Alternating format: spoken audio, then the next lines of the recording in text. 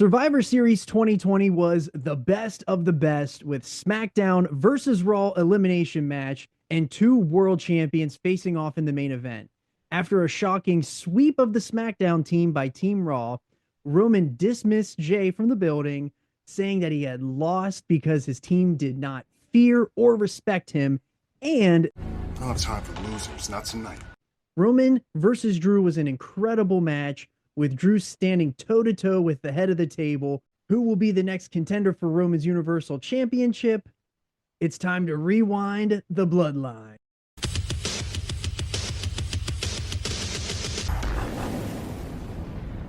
If you are new here to the channel, be sure to subscribe. It's the best way to support us here on Rewinding the Bloodline. And we are at the fallout of Survivor Series 2020. Roman is coming off of what we believe to be his best match in this current title reign against Drew McIntyre.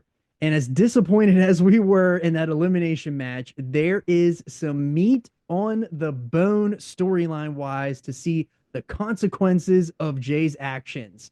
So Goose, get us kicked off. All right, man. So we are at the November 27th, 2020 episode of Smackdown. We kick off this show with Jey Uso's music hitting. Michael Cole tells us it's been a rough week for the man they call Main Event Uso. Michael Cole reminds us that SmackDown was swept in the Eliminator match. Jey comes out to the ring. He grabs the microphone and he says, after Survivor Series, everybody's talking about the farewell to The Undertaker. But what they should be talking about is how the big dog represented.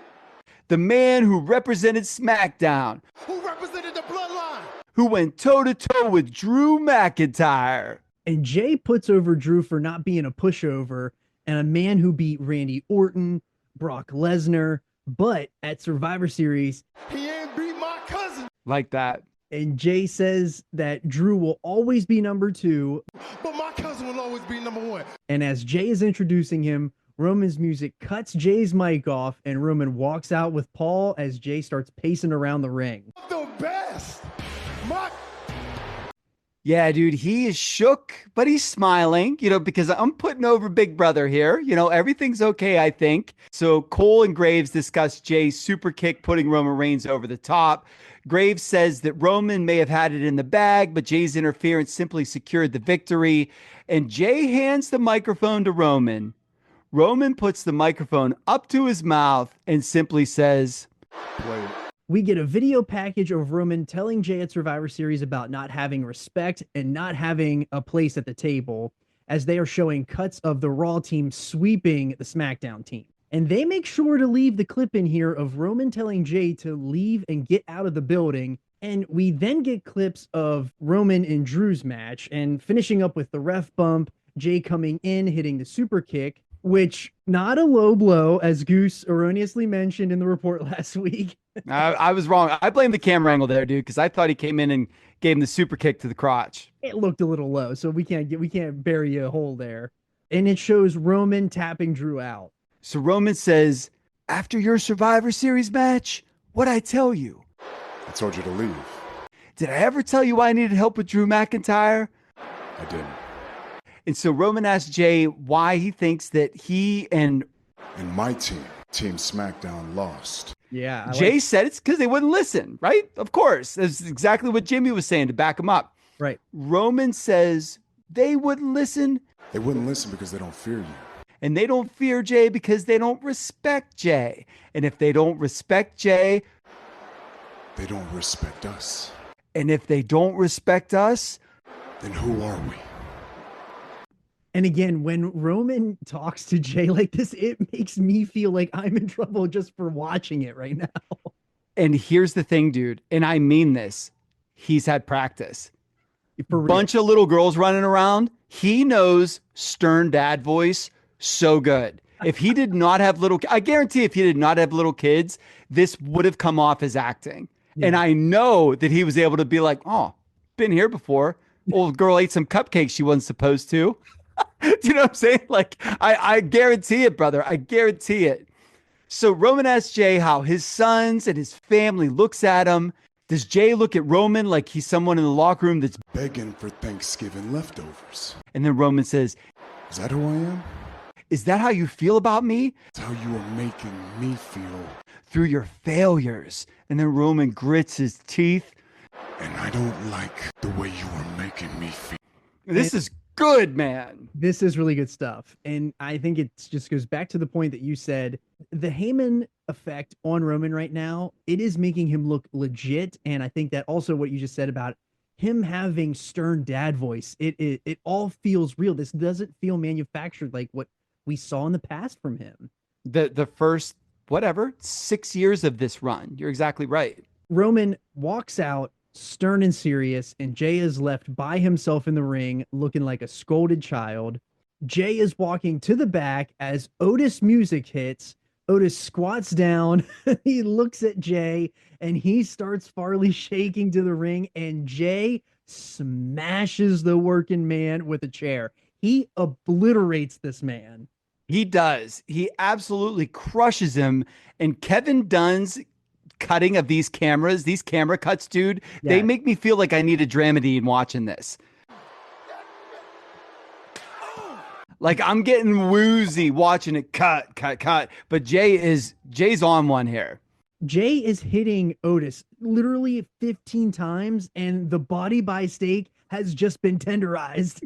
Oh yeah, baby. He got the meat hammer there. Back to the show. We get the Liberator versus Daniel Bryan.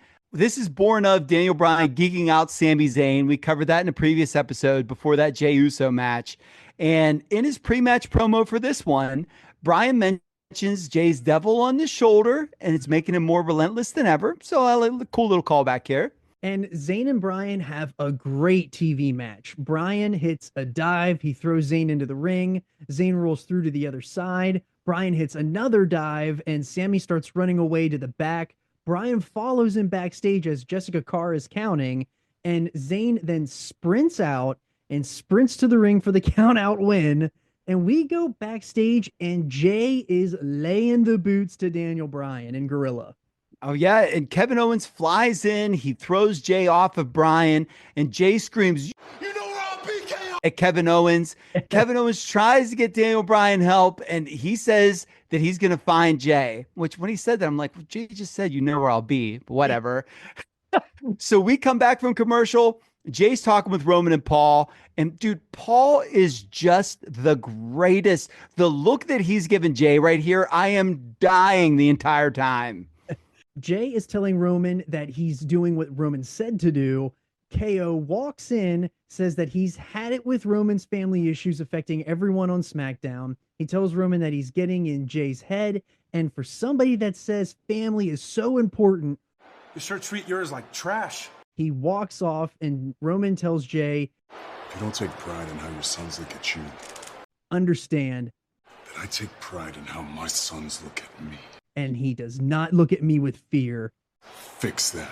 The intensity that Roman gives off here, it is off the charts. When he's talking about KO, I mean, this feels like a blood feud coming here. Very, very underrated here. And I only appreciate this more with the rewatch because I was not feeling that same appreciation in live time. Roman is doing a masterful job in creating challengers here. Yes. And it's not the, oh my gosh, I'm never going to beat him. It's, I take this personally. Mm-hmm. And now, do you know what I'm saying? And now I need to do something about it. Yeah. It's not undercutting the baby faces at all. It's showing what the reason is for the fight. It's good stuff, man, which also leads to the success WWE is having right now is that it doesn't matter heel, face, whatever. The issues feel real. They don't feel made up pro wrestling. And this is sort of the genesis of this right here. It really is. So after Bianca beats Natalya, Paul Heyman's in the back. He's talking with Adam Pearce. Graves tells us that Paul Heyman could be very persuasive. We have Buddy Mysterio beating King Corbin. Cole tells us that we have breaking news, and the main event for tonight will be Kevin Owens versus Jey Uso. And then after a Carmella attack by Sasha Banks, Kevin Owens' music hits, and it's main event time. So Jey's music hits. He walks out with shirt in hand, and he's just staring at the ground. He looks up at KO, does the refocus as he's like rubbing his temples, and he gets into the ring. Jey is selling the internal conflict here that he's going through, and he's telling it really well with his facials, and it actually shows us him going from confusion to conviction most of the time. That's stated really well. And that's what he's obviously trying to get over. Yeah. And that's exactly what I saw. Is it's this conflict, torment, and then it's okay, I gotta go. It's done really well here. So Roman and Paul are looking on from the back. The bell sounds, and KO starts off with some early fire, and he's just landing all kind of shots on Jey to start off. It's the same thing every time. Story of Jey's life, man. Yep. Jey powders and KO follows him, throws him into the barricade, brings him back in, and he starts wailing on him some more. Roman is watching backstage, and Paul is just staring at Roman the whole time. So good. So good. That subtle, I don't care what's happening. I care what you think is great. Graves does a great job here by saying the pressure that Jey is under because of his professional life directly impacts his personal life. And Cole notes that the whole locker room is basically whispering that Jey is Roman's lackey, which literally that was like the entire stipulation of Hell in a Cell. Like, right. Yeah, the locker room's whispering and the whole country knows. Yeah. So the two trade shots back and forth. Jey cuts off KO by posting KO's shoulder. Jey goes to hit a dive to the outside. KO grabs Jey's legs. He slingshots him into the post. And now KO is spamming super kicks as we go to the break. Shout out Podsky Doc on that one. After the break, Jey cuts KO off by attacking the arm and the shoulder. And Kevin Owens sells it really well here. Jey is going full Bret Hart, working over a body part. And I'm all here for it right now. And Jey throws KO to the ground. He crouches in the corner and says, "Now I gotta get you." And he runs for the hip attack. Owens ducks out, nails Jey with a super kick. Owens then gets up and is making a one-arm comeback, and he goes for a pop-up power bomb, but his arm gives out. And this is just great psychology that they're doing here. This is old school, like the right way too. I love it, man. Jey hits a super kick. He gets a near fall. Jey climbs up the rope. KO goes to cut him off, but Jey hits multiple headbutts to the shoulder. Of course, attack the wounded body part, right? Everything. So Jey goes for an Uso splash. Owens gets the knees up. He then gets up, hits Jey with a pump handle neck breaker to the knee, and he gets another near fall. Owens misses another stunner, and Jey throws Owens shoulder first into the turnbuckle and then the post again. Jey goes to the outside, grabs a chair, and he starts unloading on KO. The ref calls for the bell, DQ. Roman is still looking on, and now Paul is looking at Roman with that sinister smile on his face. Jey clears off the announce table, comes back in to attack Owens again, and KO hits Jey with a stunner. And I think the really important note here is that Jey is currently only able to get the upper hand through heelish tactics. He's never doing it just because he can beat somebody. He has to do it the dirty way. Yeah, dude, think about it. Every one of these matches starts with babyface shine. So Jey's getting the boots right away. Right. And you're right. The only way he's actually able to truly cut off and get some heat is through something underhanded. And when he's in control, it's only after a post shot, stare shot. Yeah, you're absolutely right about that. Right. And even when he's back and forth, like you just said, he's quick to grab the chair and just throw the match out, because the beatdown will get him more approval from Roman than just a win. It's all about making them understand. Right. And that's just it. What does Roman want? Because it was make him understand and it was beat him down, but then it was my team just got swept. I haven't won in 3 weeks, whatever. Now Roman doesn't want to be with a loser. Like, I do really like how we're doing this back and forth here. You can't please your man. Yeah. Do you know what I'm saying? So Paul is now completely disgusted with this turn of events, and he sells it so good with his face. KO is now on the offensive to Jey. He's wailing on him with chair shots, and he screams, "Are you watching, Roman? Because I'm watching you." And Paul is looking on with the most bewildered face at Roman Reigns. Kevin Owens says he fears no one, including you. Paul swallows the hardest swallow he could muster. It is like he literally swallowed an apple. and he wipes his face. KO then says, Roman, Come find me! Paul is awestruck. He's shook to the gills. Roman is brooding. Kevin Owens calls himself the head of the table, and then he kicks and stuns Jey again. And Owens grabs a chair. He sits at the head of the announce table and asks where Roman is. This was a great segment. This might be the best segment that we've seen so far. It was, and it's especially because we had no Roman involvement. We saw his reaction. Paul's reactions were a 15 on a 1 to 10. And him sitting at the head of the announce table was brilliant. Chef's kiss, great stuff. So we are now at the December 4th, 2020 episode of SmackDown. But before we get there, let's detour to our new little segment here. It is Dirt Sheet Beach, baby. Oh, yeah. I can't wait. What do we got in the dirt? So in regards to Taker's farewell, Dave Meltzer in The Observer reported about the streak being broken by Brock, and he mentions that Taker believes that it should have been Reigns to be the one to do it. And after everything that's happened, I bet the WWE really does now. Yeah.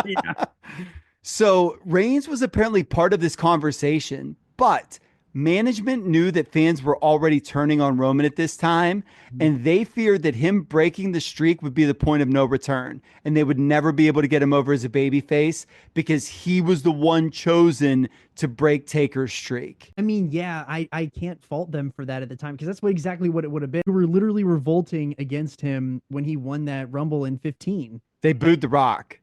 Literally booed The Rock. And so because of that, like that makes me think that they probably erred to the right side there.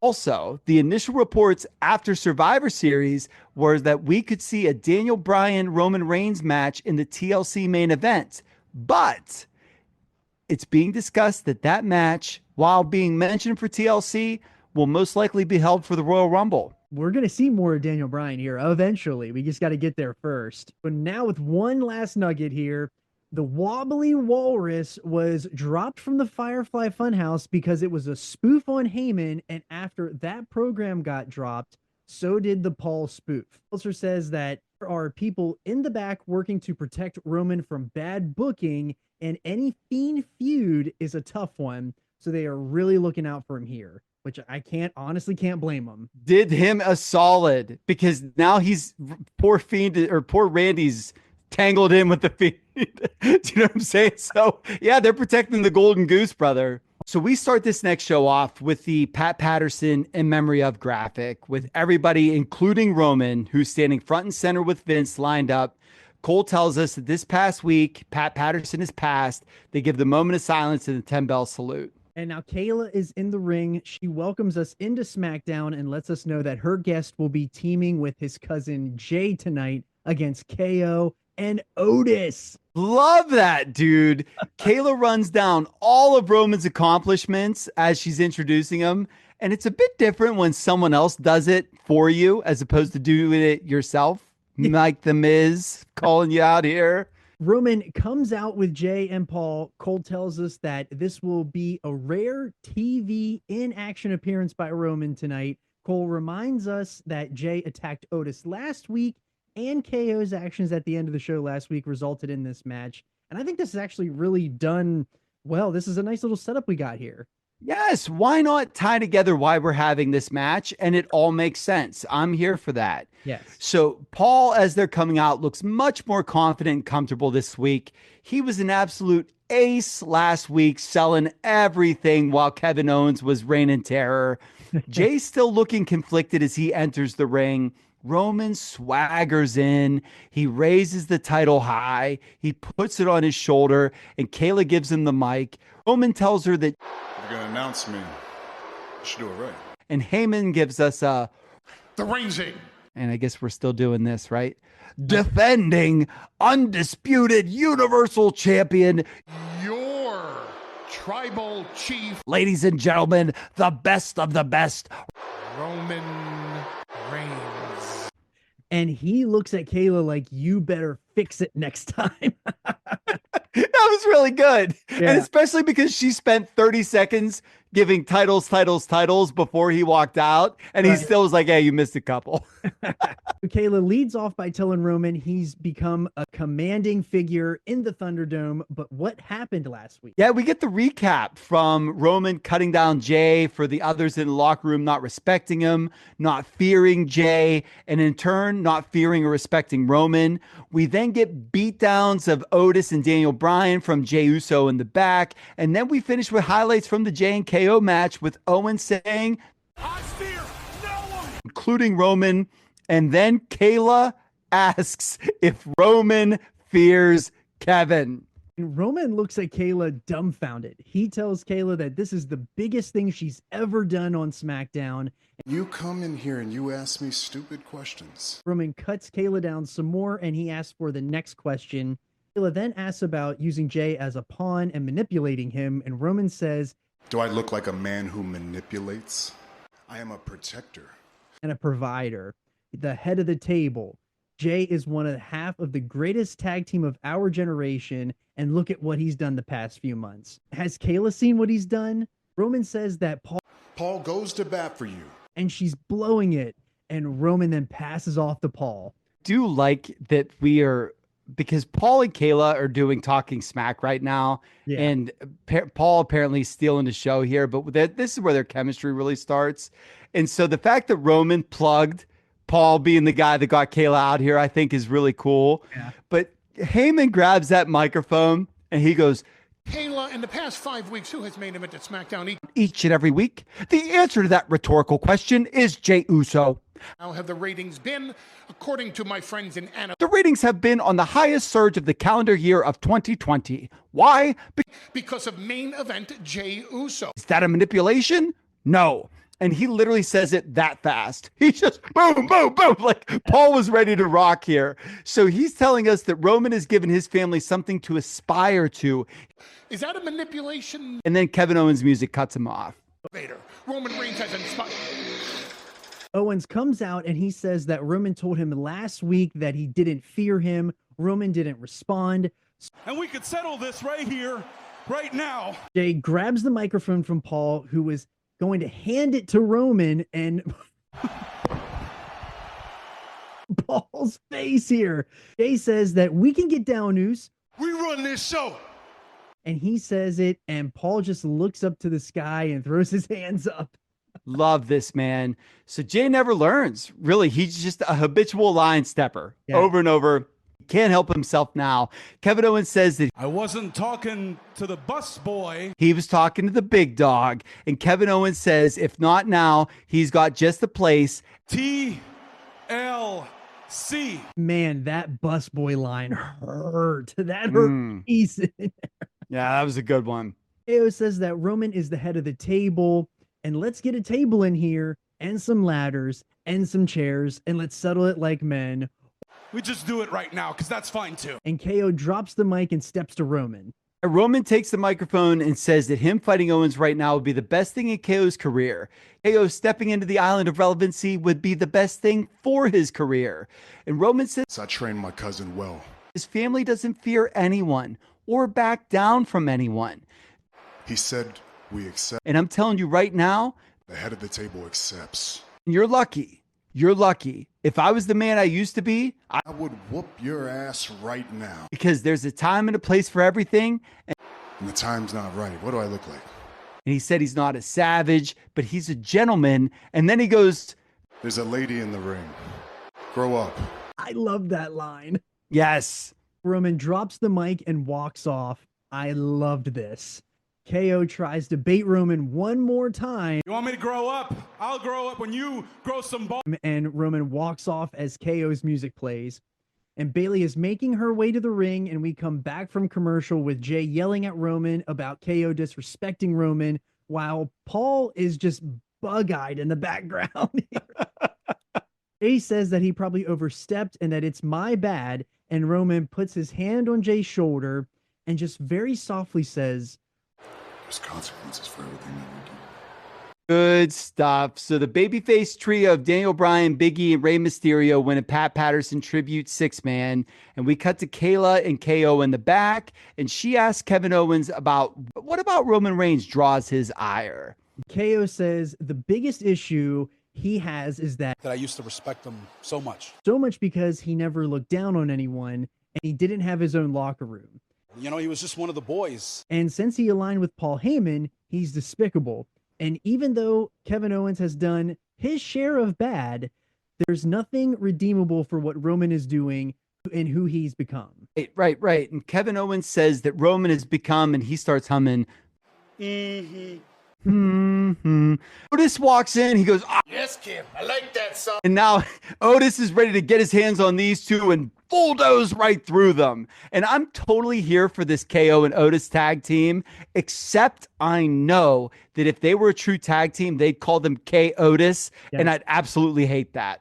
I would hate it to death. So we have Buddy Mysterio come out with the in-laws, and this includes Dom in a bright pink turtleneck and chain. And I can't believe that this is the same Dom that we have now.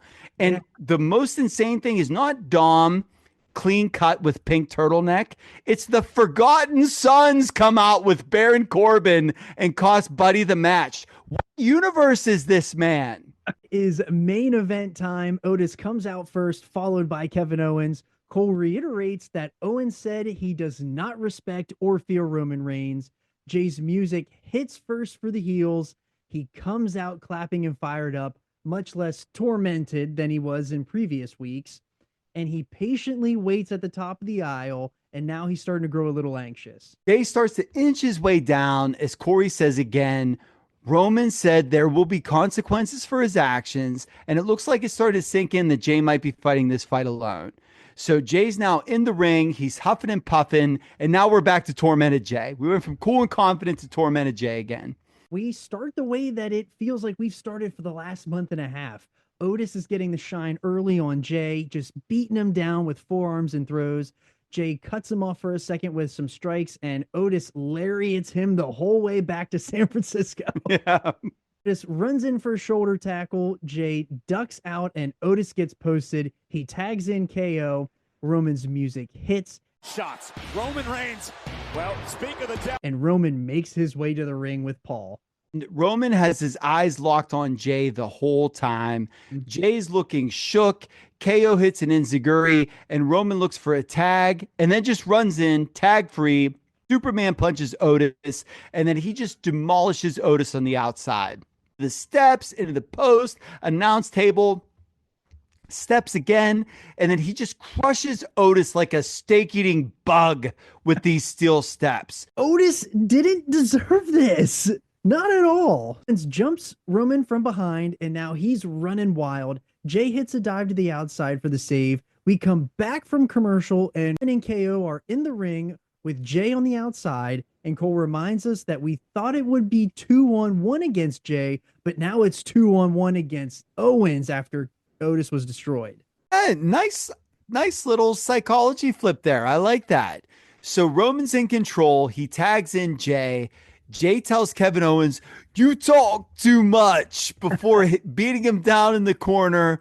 We now have an angry, brooding, screaming Jey as KO's selling in the corner, and Jey missing the hip attack is turning into basically the new Ric Flair going up to the top rope.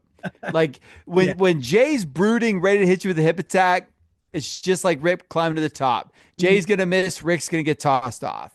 KO hits a somersault into the corner, and Roman is disgusted on the outside. KO is getting a nice run on his comeback here. He hits a DDT for 2. Roman is now talking to KO from the apron, and KO tells Roman to come in and handle his business in the ring.